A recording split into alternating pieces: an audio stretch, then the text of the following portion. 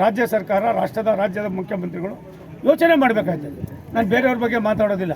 DK Shivakumar ಅವರು ಉಪಮುಖ್ಯಮಂತ್ರಿಗಳು ಅವರೇ, ನೀರಾವರಿ ಸಚಿವರು ಅವರೇ. ಅವರು ರಾಜ್ಯದ ಮುಖ್ಯಮಂತ್ರಿನೇ ವಿನಃ ರಾಮನಗರ ಜಿಲ್ಲೆಗೆ ಮಂತ್ರಿ ಅಲ್ಲ. ಹೋಗ್ಲಿ, ತೊಗೊಂಡೋಗ್ಲಿ. ಇವತ್ತಲ್ಲಿ ಇದಿದೆ, ಕುಣಿಗಲ್ಲಿದೆ. ಕುಣಿಗಲ್ ಕೆರೆಯಿಂದ ಅವ್ರು ಏನು ಬೇಕಾದ್ರೂ ಮಾಡಲಿ. ಕುಣಿಗಲ್ ಕೆರೆ ತುಂಬಿಸೋದಕ್ಕೆ ಏನಿದೆ ಮಾಡಲಿ. ಇದೆಲ್ಲ ಮಾಡಿ ಒಂದು ಹಂತ ಮುಗ್ದೇ ಹೋಗಿದೆ.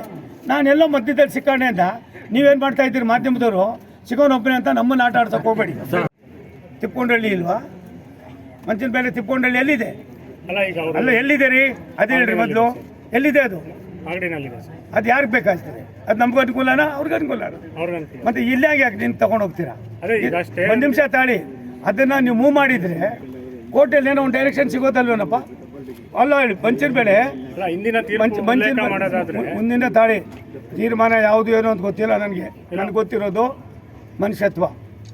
ಒಂದು ಜಿಲ್ಲೆ ಕಣ್ಣು ಮಣ್ಣು ಇನ್ನೊಂದು ಮಣ್ಣು ಸುಣ್ಣ ಅಲ್ಲ. ನಾನು ಈಗಾಗಲೇ ಎಲ್ಲರಿಗೂ ಹೇಳಿದ್ದೀನಿ, ಪ್ರತಿಯೊಂದು ಹೇಳಿದ್ದೀನಿ. ಅದ್ರ ಅವಶ್ಯಕತೆ ಇಲ್ಲ ಅಂತ ಅಂದ್ಬಿಟ್ಟು ತಾತ್ವಿಕವಾಗಿ ಅವರೇನೋ ಕಮಿಟಿ ಮಾಡ್ಕೊಂಡಿದ್ದಾರೆ. ನನಗೇನು ಪೂರ್ತಿನೂ ಕೂಡ ನಾನು ಯಾರ್ಯಾರಿಗೆ ಹೇಳಬೇಕು ಮಾತಾಡಿದ್ದೀನಿ.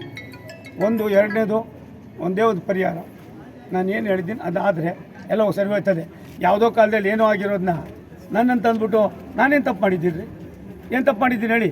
23,000 ಕೋಟಿ ರೂಪಾಯಿ ತಂದೆ ಭಾರತ ಸರ್ಕಾರದಿಂದ ನನ್ನ ಕ್ಷೇತ್ರಕ್ಕೆ. ಅದೇ ತಪ್ಪ? 2 ಲೈನ್ಗಳು ನಿಂತೋಗಿದ್ದು ಮಾಡಿದ್ದು ಅದೇ ತಪ್ಪ? ನೀರಾವರಿ ಯೋಜನೆಗಳನ್ನು ಶುರು ಮಾಡಿ ತಪ್ಪ? ಭದ್ರಾ ಮೇಲ್ದಂಡೆಗೆ ಯಾವ್ಯಾವ ರೀತಿ ಮಾಡಬೇಕು ಅಂತ ಹೇಳ್ತಾ ಇರೋ ತಪ್ಪ? ಎತ್ತಿನೊಳೆ ಮಧುಗಿರಿ ಮತ್ತು ಕೋಟಗೆರೆ ಮಧುಗಿರಿಗೆ ಅನ್ಯಾಯ ಆಗಿತ್ತು, ಅದನ್ನು ಸರಿಪಡ್ತಾ ಇರೋ ತಪ್ಪ? ಇದೇನಿದೆ? ಮೊದಲಿಂದ ಯಾರಿದ್ರು? ಅವ್ರು ಮಾಡಬೇಕಾಯ್ತದ ಕೆಲಸನ. ನೀವು ಮಾಡ್ರಪ್ಪ ಅಂತೀನಿ, ಮಾಡೋದು ಬಿಡೋದು ಅವ್ರು ಸೇರಿದ್ದು. ಒಂದು ಇದು ಪಾರ್ಟಿಗಲ್ಲ, ಇದು ಸರ್ಕಾರ ಮೇಲೆ ಆಯ್ತೇನಪ್ಪ? ಇಲ್ಲ, ಆಗಿಲ್ಲ. ನಾನು ಬಂದ್ಮೇಲೆ ತಪ್ಪು ಮಾಡಿದ್ದೀನೇನಪ್ಪ? ಇಲ್ಲ ಅದಕ್ಕೆ ಸಪೋರ್ಟ್ ಮಾಡಿದ್ದೀನೇನಪ್ಪ? ನಾನು ಎಲ್ಲರಿಗೂ ಹೇಳಿದೆ ಇದು ಕ್ಯಾನ್ಸಲ್ ಆಗಿರೋದನ್ನು ಮತ್ತೆ ಮಾಡೋರೆ. ಕೋರ್ಟ್ಗೆ ಹೋಗ್ಬಿಟ್ಟು ಒಂದು ಸ್ಟೇ ತೊಗೊಳ್ರಿ, ಅದಕ್ಕೇನು ಬೇಕೋ ಅವ್ನು ಮಾಡ್ತೀನಿ ಅಂದು. ಅದನ್ನು ಯಾರೂ ಮಾಡ್ತಾಯಿಲ್ಲ. ಇವರೆಲ್ಲ ಒಂದು ಕಡೆ ಉಯ್ಯೋ ಮಾಡ್ರೆ ಏನು ಕೆಲಸ ಮಾಡ್ತಾವೆ. ಸರ್ಕಾರ ಯಾರು ನಂದಿದೆಯಾ? ನಾನು ಪರಮೇಶ್ವರ್ ಮನೆಗೆ ಹೋಗಿ ಹೇಳಿದೆ, ಎಲ್ಲರಿಗೂ ಹೇಳಿದೆ, ಪ್ರತಿಯೊಂದು ಮಾಡಿದೆ. ನಾನೊಬ್ಬ ಮಂತ್ರಿಯಾಗಿ, ನೀರಾವರಿ ಮಂತ್ರಿಯಾಗಿ ನಾನು ರೋಡ್ಗೆ ಬಂದು ನಿಂತ್ಕೊಂಡು ಕೆಲವು ಪ್ರೊಟೆಸ್ಟ್ ಮಾಡೋಕೆ ಬರ್ತದೇನ್ರಿ? ಬರ್ತದೆ ಹೇಳಿ ನೀವೇನೆ.